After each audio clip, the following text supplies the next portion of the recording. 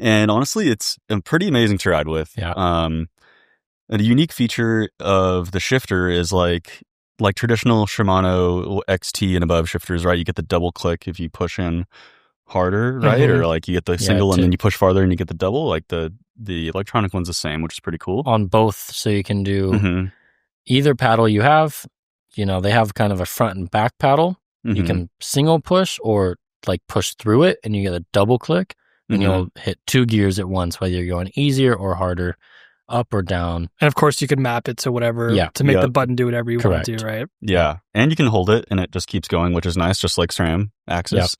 And the shifter or controller or whatever you want to call it is definitely super ergonomic. I found that like it's really easy. Very adjustable too. Super adjustable. Like you take a little 3mm and you can, change the angle of the little paddles and everything. And definitely, I mean, just like right out of the box, it's very intuitive. Yeah. Which is really cool. I think I really like the shifter of the new XTR. Yeah. I want to say it's probably I don't want to say the best part of it, but the touch point, it's what you actually touch. Yeah. It's very good. It's a very positive feel. Yeah. It totally is. It's really nice and positive and also just like effortless to kind of bang out gears with it. It's like I mean, I've only had it on my bike for a total of 2 rides now. And I just like, without even thinking, you're just kind of grazing the shifter and just like blip, blip, just going through. And it's really nice. Like only once or twice did I really kind of have to think about it because it's like brand new on my bike. And, after a while, everything is really automatic, right? But yeah, kind of like straight away, it's super intuitive and really nice. The shifting is obviously amazing. I mean, if you are used to XTR, I'm sure it's pretty comparable. Like I was telling these guys, I'm not, I don't think it's like quite at the same level as like a, transmission, like equivalent XX in terms of like the buttery smooth, like shifting under full load, like it just ticks the gear off, Yeah. Like, I mean, the Hyperglide Plus is pretty good. It is pretty good. Yeah, T-Type is insane. Yeah. So hard to beat that. It runs on a standard derailleur hanger. Right. So if you compared this to previous Axis, right, do you think this is better, quieter? I think it's a little better. Yeah. Yeah. I do. Yeah, I would say it's better than. That's a good point. It is. I would say it is better than previous Axis. Like, I would say. I'm not sure I would upgrade from Axis to this unless you're just like a diehard Shimano fanboy. Like I've been waiting for this and I would need to have it. But if you maybe have mechanical, then like definitely, right? Like, they make an upgrade kit. Yes. So you can buy the controller, the derailleur with batteries. I don't know the exact retail price off the top of my head. I want to say it's under 1,000 or about 1,000. I think it's about 1,000. Yeah.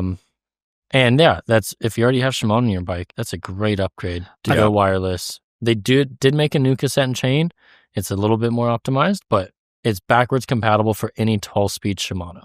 Yeah, I think if you especially have like an e-bike and you don't want to have a cable routed through the motor, routed through the battery, routed through a headset, whatever it is, if your e-bike previously came with XT, like maybe more budget-friendly build, then you can slap on new wireless XTR Di2 for sure and have wireless. And it'll be awesome, and you don't have to get the new cassette and chainring and all the stuff. You can just slap on shifter and derailleur and be good to go. For sure. I mean, there's definitely a few crowds of people who are going to love this, right? Like people who have bikes that don't have UDH and they want that incredible shifting. And then also I thought about this as well, which we kind of talked about with the Shimano guys, the kind of gravel crowd. Like I feel like that 9-45 cassette with that derailleur is like ideal for a gravel bike, right? Yep. Yeah, you can mix and match stuff. So that, all that's really cool. Yeah.